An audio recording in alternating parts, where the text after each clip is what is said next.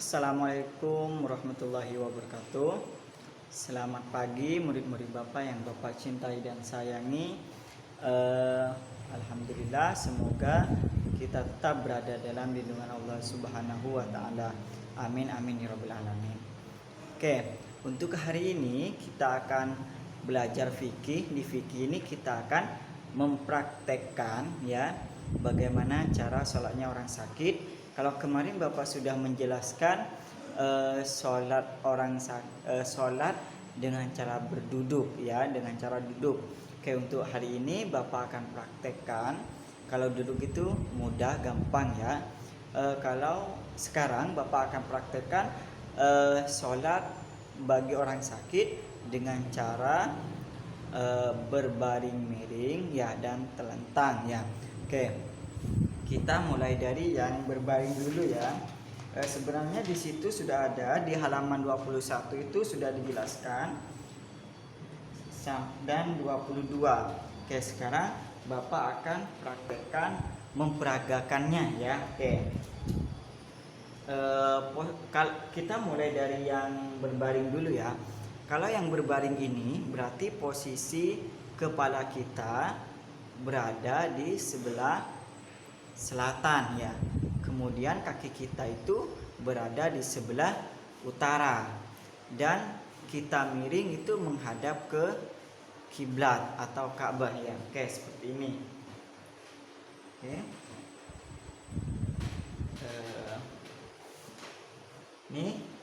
Di sini itu arah selatan dan kaki itu berada di arah utara. Kemudian kita tidur berbaring. Nah, posisi wajah ini menghadap ke kiblat ya, ke arah kiblat. Oke. Setelah itu kita berniat sholat seperti biasa. Kalau sholat duhur ya niatnya sholat duhur. Kalau asar seperti sholat asar. Oke. Setelah kita berniat maka kita takbiratul ihram, mengangkat kedua tangan biasa, Allahu Akbar gitu ya, seperti itu. Setelah itu kita baca doa iftitah seperti biasa, baca Al-Fatihah. Setelah itu baca surat pendek ya. Setelah itu kita akan melaksanakan ruku. Rukunya bagaimana? Kan tidak mungkin ruku seperti ini ya. Maka kita cukup menggerakkan yang menundukkan kepala kita. Kalau ruku itu tidak begitu nunduk ya, cukup begini saja. Allahu Akbar. Kalau ruku begini ya, kepala kita agak nunduk. Sami Allahu liman hamidah. Nah, setelah itu kita angkat lagi.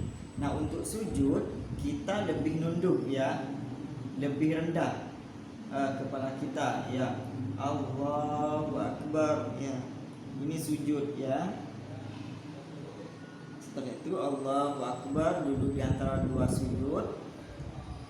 Sujud lagi, Allahu Akbar. Setelah itu berdiri ya, Allahu Akbar di rakaat kedua. Nah, hal itu bisa dilakukan sampai rakaat ke-4, sama seperti sholat duhur biasa, sama seperti sholat maghrib biasa ya. Bacanya pun sama ya. Bagaimana dengan at-tahiyatulnya Pak? At-tahiyatulnya itu bisa kalian lakukan dengan sempurna boleh ya, di atas sini boleh ya.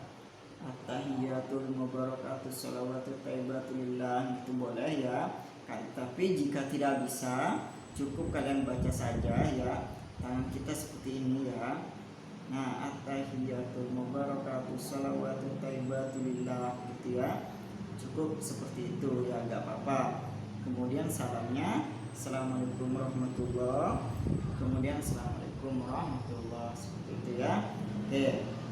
Itu yang berbaring ya, yang miring ya. Sekarang kita lanjutkan ke yang telentang ya. Kalau telentang ini berarti posisi kepala kita itu berada di arah timur ya. Posisi kepala kita itu berada di arah timur, kemudian kaki kita itu berada di barat seperti ini ya. Nah, jangan lupa kalau sholat telentang itu kita gunakan bantal ya, gunakan bantal sehingga kepala kita itu gimana bahasanya bisa menghadap ke arah kiblat gitu ya.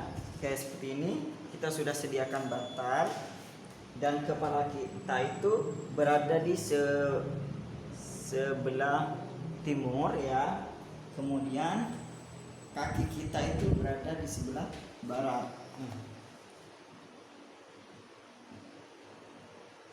Seperti ini ya. Oke, seperti ini. Nah, kita bisa melihat kiblat ya. Kalau kita gunakan bantal, kita bisa melihat kiblat. Oke. Sama ya, gerakannya sama. Allahu Akbar gitu ya. Niat dulu, habis itu takbiratul ihram, Allahu Akbar. Setelah itu baca doa iftitah, baca Fatihah, baca surat pendek ya. Nah, untuk rukuknya kan kalau kepala diginiin sakit ya. Nah, gimana caranya? Cukup menggunakan kedipan mata ya. Isyaratnya mata. Contohnya Allahu Akbar. Ini ruku ya. Sami Allahu liman hamidah gitu ya. Oke, setelah itu sujudnya gimana? Sama, sujudnya itu menggunakan isyarat kedipan mata juga. Begini. Allahu Akbar ya. Allahu Akbar. Rabbighfirli warhamni wajburni warfa'ni warzuqni wahdini wa'afini wa'afani. Allahu Akbar. Subhan rabbil a'la wa bihamdihi gitu ya. Setelah itu kita berdiri lagi, Allahu Akbar. Baca Fatihah lagi gitu sampai rakaat terakhir ya, seperti itu ya. Tahiyatnya sama. Bisa di sini boleh kalau bisa bergerak tangannya, atau bisa di sini boleh gitu ya. At-tahiyatul mubarakatuh shalawatut thayyibatul lillah gitu ya. Oke. Kemudian kalau kalian tidak kalau bisa salah, kepala bisa digerakkan, maka digerakkan seperti ini. Assalamualaikum warahmatullahi ya. Bergerak seperti biasa ya. Kan tetapi jika tidak bisa bergerak, maka kalian cukup mengedipkan mata ya. Assalamualaikum warahmatullahi gitu ya. Kemudian assalamualaikum warahmatullahi. Nah, itu ya selesai ya. Seandainya kalian tidak bisa berbicara ya, saking sakitnya seumpama ya. Maaf, bukan kalian ya, maaf.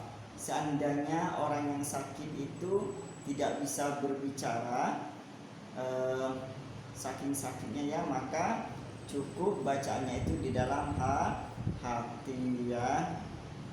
Oke, jadi bacaan itu boleh di dalam hati.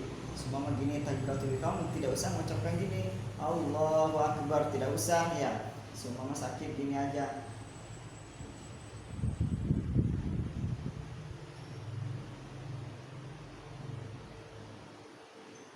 Itu ya, menggunakan yang dibaca itu di dalam hati. Oke, terima kasih. Mudah-mudahan kalian bisa paham dengan apa yang sudah Bapak jelaskan.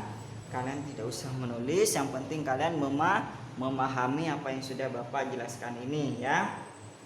Boleh kalian tiru di rumah ya sebagai praktek. Takutnya suatu waktu nanti kalian sebagai praktek terakhir ini yang Bapak pilih ya. Takutnya ini yang dipilih Bapak praktek terakhir ya, sebelum ulangan gitu ya. Oke, terima kasih atas perhatiannya. Wassalamualaikum warahmatullahi wabarakatuh.